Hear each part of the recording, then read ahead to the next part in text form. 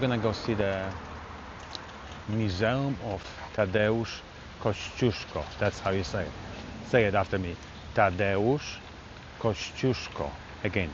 Tadeusz Kościuszko. I'm not gonna tell you how to spell it yet. Anyway, he was a Polish general involved in War of Independence. There were actually two Polish generals involved in the War of Independence. One was Pułaski, who died, I believe, in Savannah, Georgia.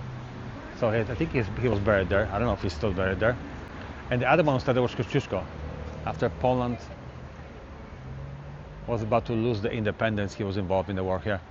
And so at some point, he actually lived in Philly. And I think that's why there's his museum. So he wasn't just General Lafayette from France. He was also Polish generals involved. He stayed here, babe, in 1798. He stayed here for a year. Then he stayed here because Poland lost independence in 1795. And helping the Northern Campaign, helping Horatio Gates kind of choose the terrain where would be most advantageous for them to fight the Battle of Saratoga, and it helps them result in a victory. But he's not here during the American Revolution. It's after his time in the war in Poland, after he's captured by Russian forces, essentially exiled. He comes here for about 7 months in the 1790s, recuperating. The reason why he's physically here is his wounds. Dr. Benjamin Rush signed the Declaration of Independence, is a physician here in Philadelphia, and this is where his medical students are boarding. So it's a quiet area. He trusts Ann Rolfe as the boarding house owner, and also it's affordable. It's in his price range. That's why he ends up staying here on the second floor. If you have any questions, feel free to ask us and let us know. That's why we're here to chat. Dziękuję. Jestem Amerykaninem. Moi dziadkowie urodzili się w Polsce dawno. Oh, okay.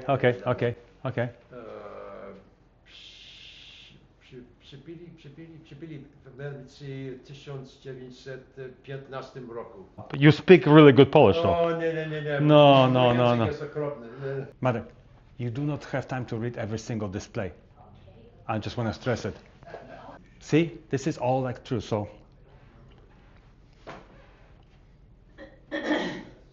this is my education. Poland right now is like this here, the square. Mother, you should listen to my education. That's like 30-second education. This is Poland right now, between my fingers. Back in beginning of 18th century, it was 3 times as big, square-wise. This is my hometown right here. Then the partitions take place. The first one, the Prussians take this one, Austria-Hungary takes this one, Russians take this one. Then in 1793, Russians take this, Prussians, so Poland is becoming this little country in the middle. Then at that point in 1794, Polish government says like, no, we gotta fight it. They start, and Kościuszko is one of them.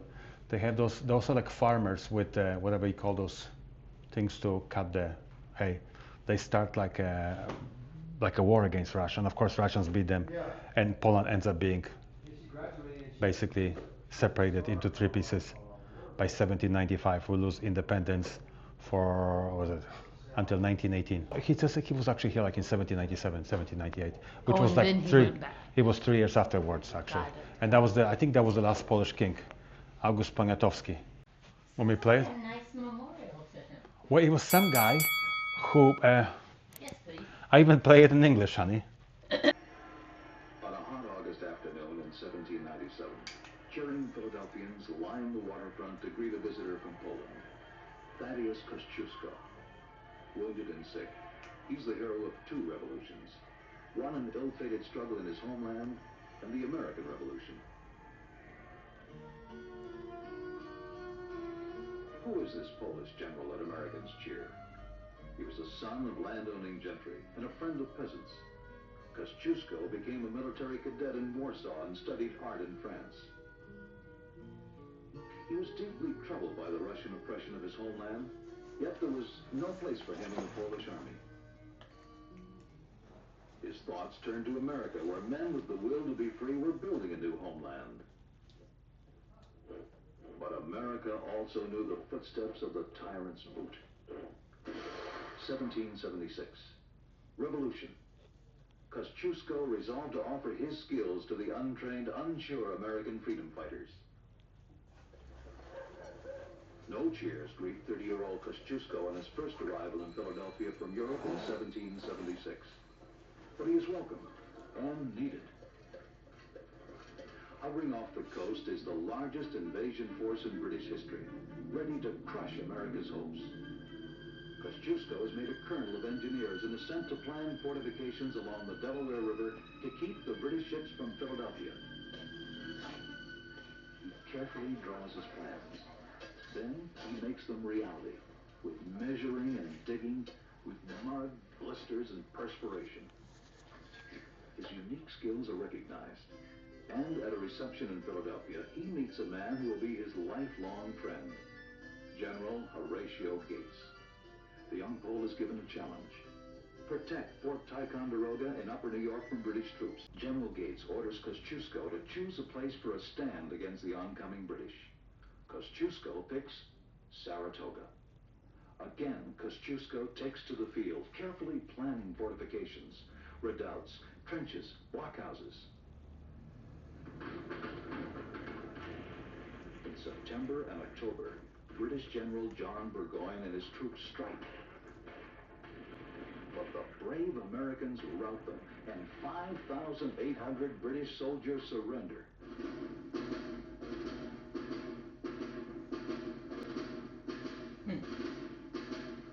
It is a major victory and a turning point in the war. But there is little time to rest. The British still threaten the Hudson Valley. Kościuszko is sent to protect West Point. A giant 60-ton chain is stretched across the river to block ships. For 2 years, his men dig, build, sweat.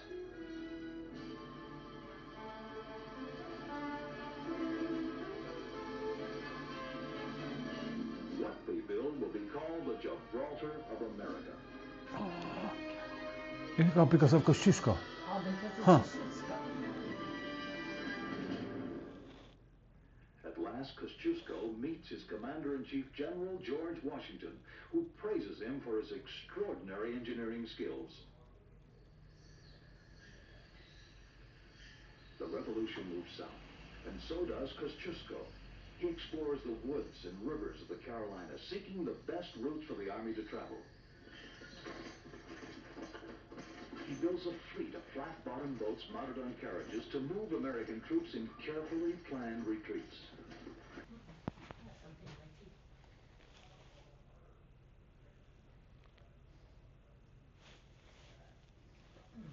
Why do they put their arms in their thing? That's how you're holding it, right? Well, it's better I could be putting in underwear.